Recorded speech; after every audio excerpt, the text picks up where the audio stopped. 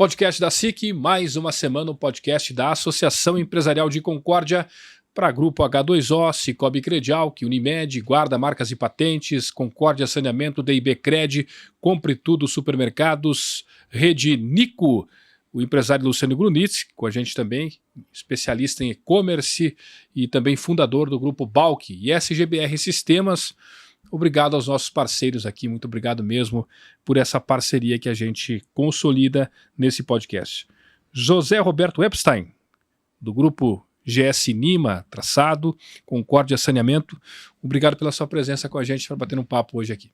Obrigado, Paulo, pela oportunidade, né? A gente está chegando aí a quase a semana completando 100 dias de operação aí, né? Aqui no município de Concórdia, um desafio muito grande aí para nós, a primeira concessão aqui no estado de Santa Catarina, e a gente tem aí agora, né, um desafio grande para os próximos 30 anos para fazermos o nosso plano de negócios, que foi baseado em cima do processo licitatório, né, do certame aqui, que prevê investimentos aí superiores a 300 milhões de reais aí para o município. Primeira experiência em Santa Catarina, mas evidentemente o grupo que já tem todo um know-how atuando em outras regiões do país. Nos conte um pouquinho sobre essa atuação do grupo. Bom, aqui a Concórdia Saneamento, então, ela é uma sociedade de propósito específico, né, do grupo GS Nima Brasil, que é um braço da multinacional AGS Environment, né, com sede na Espanha, e da Traçado, né, uma empresa muito tradicional aqui da região de Erechim, né, e especialista em infraestrutura, né,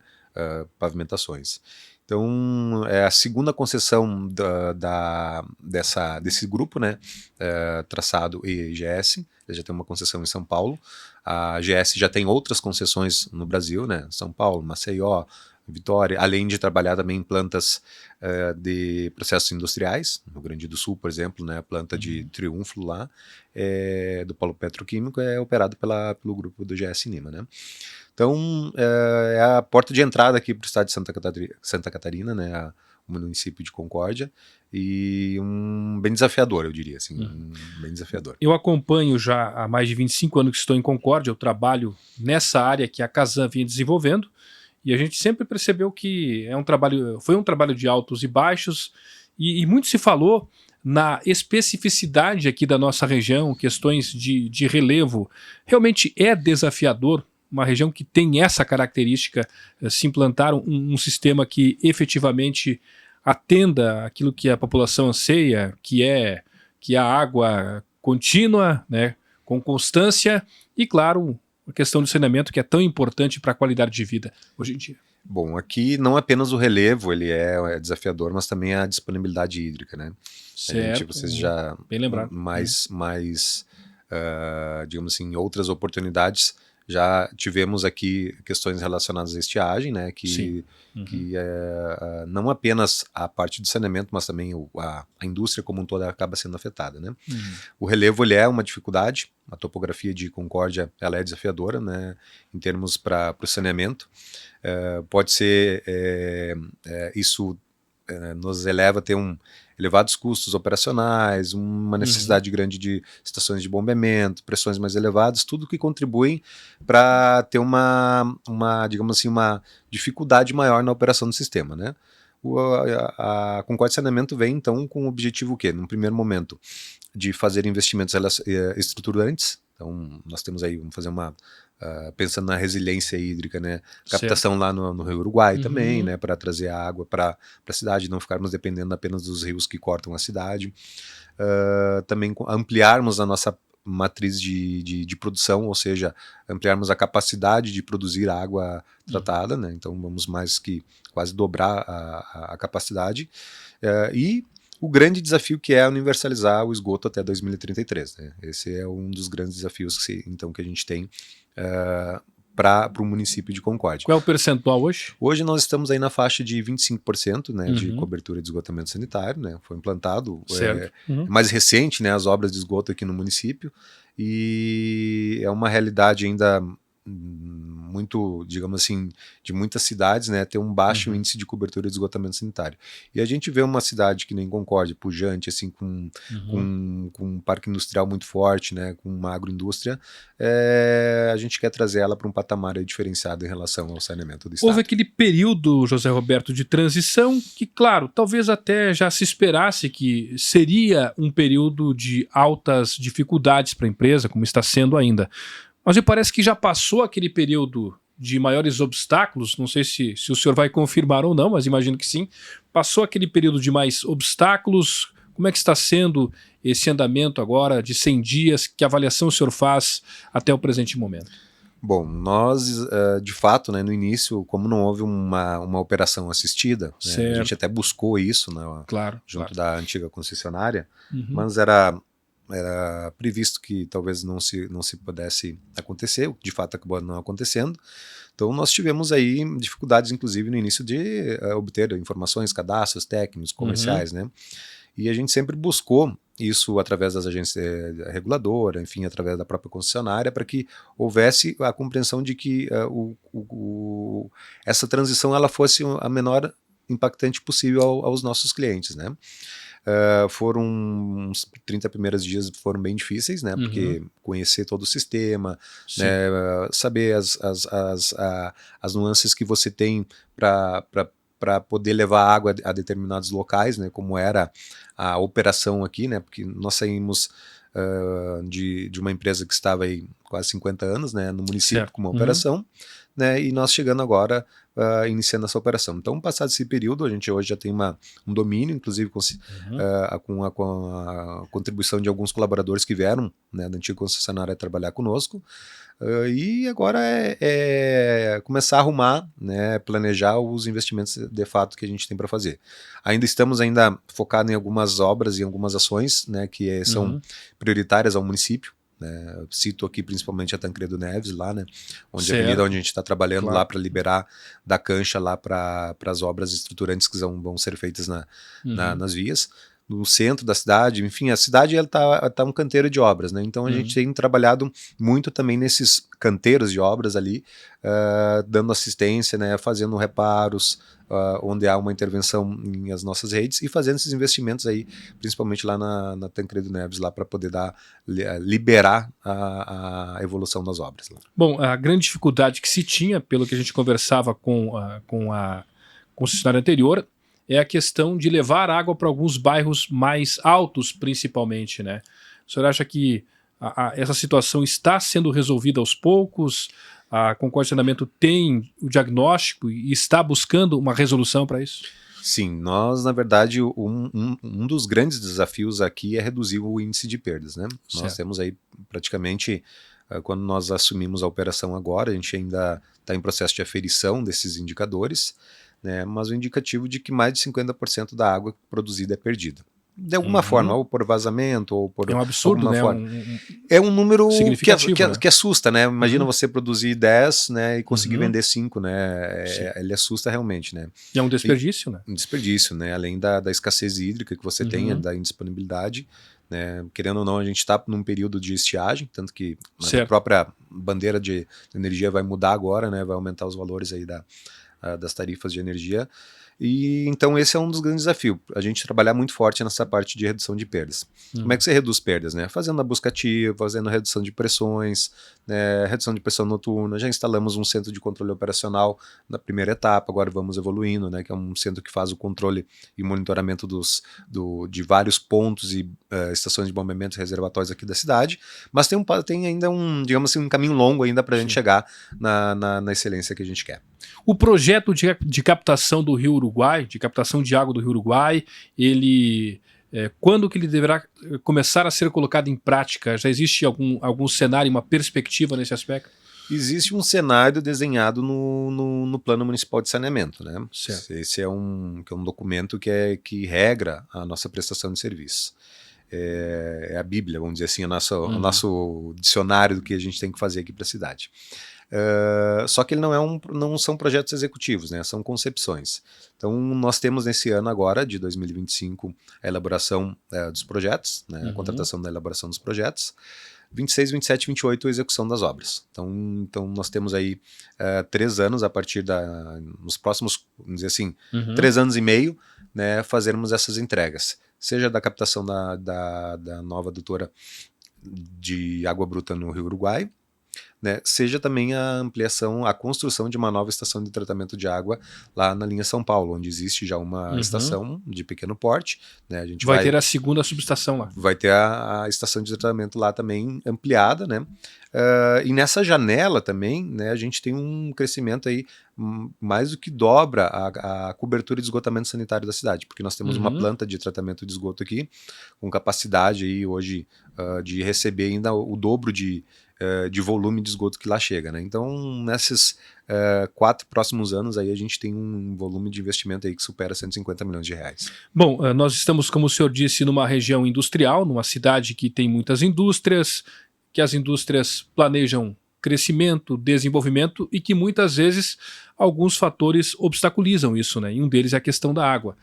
Com esse projeto de captação do Rio Uruguai, grande parte dessa questão vai ser resolvida, poderemos ter, digamos assim, para as indústrias e empresas, um cenário muito mais promissor de expansão e de desenvolvimento?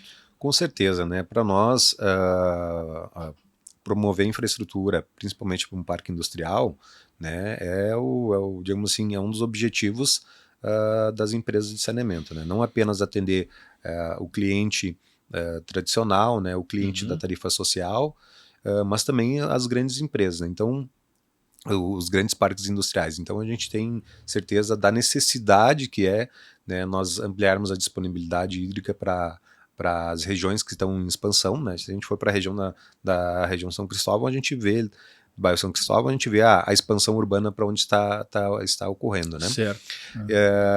Então esse é um dos pilares da sustentabilidade do negócio. Então, com certeza, né, essas obras estruturantes, é importante a gente colocar que obras estruturantes elas não acontecem do dia para a noite, né? Por isso que elas estão projetadas para acontecer nesses primeiros 4 anos, que é justamente para ajeitar a casa, para que a gente possa dar condições aí, né? Seja para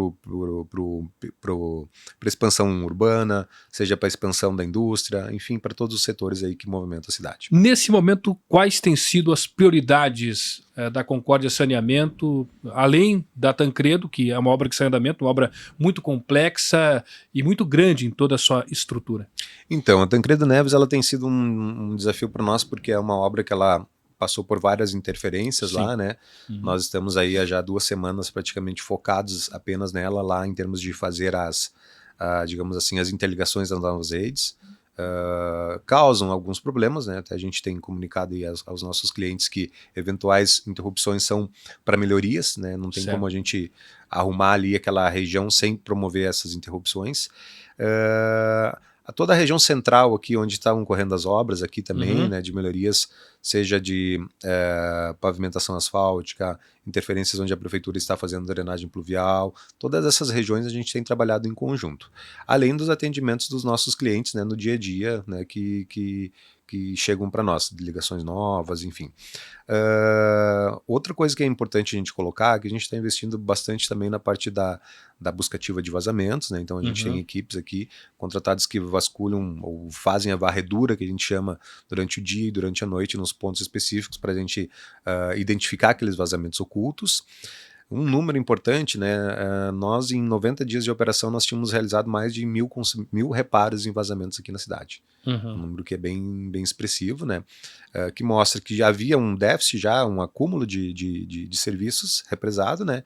E que é uma cidade que ela traz um desafio bastante grande para nós em relação a realmente a ir atrás dessa água perdida, né, para que a gente possa reduzir e dar uma continuidade mais, digamos assim, constante, né, ao nosso cliente no abastecimento. Diante desse desafio, o senhor enxerga, vislumbra um futuro muito mais promissor no setor de saneamento, no setor de abastecimento para a cidade, uma cidade que já sofreu tanto, né, com essas questões.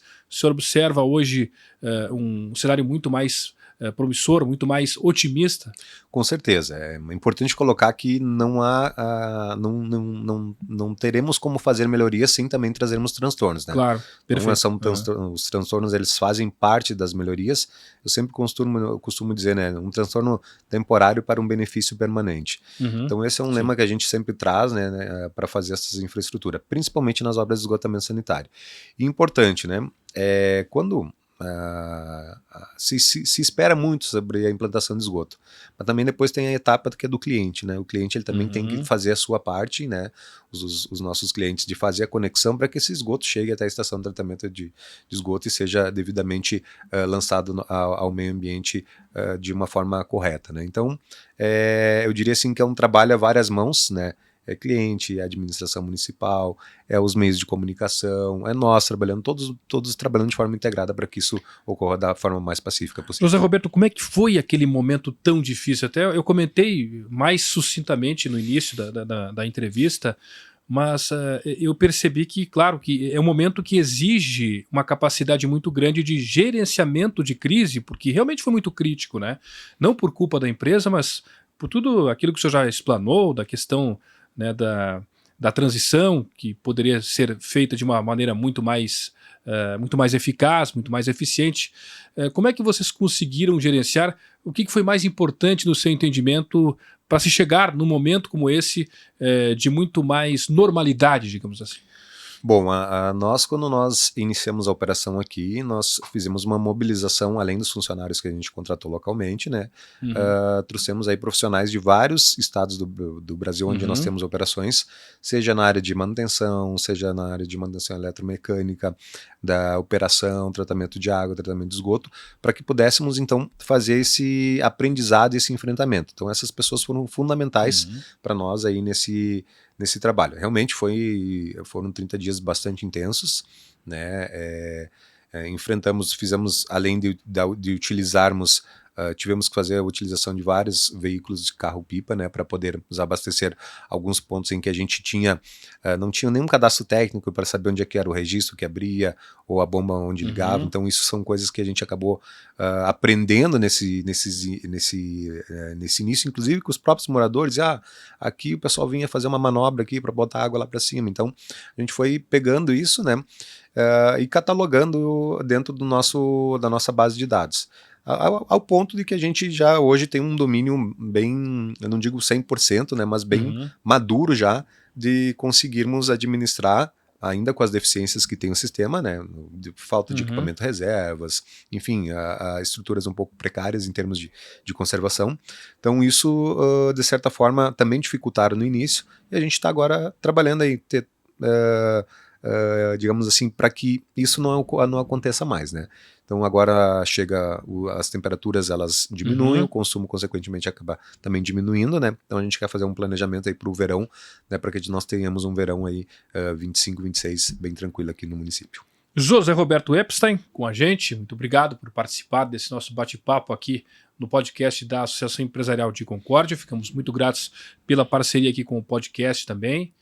Parabéns pelo trabalho, repleto de desafios, de superação de obstáculos, mas diga-se de passagem assim, de uma forma muito transparente, né? Me parece que a transparência predominou e foi assim que a Concórdia Saneamento foi conseguindo suplantar alguns obstáculos que se apresentaram.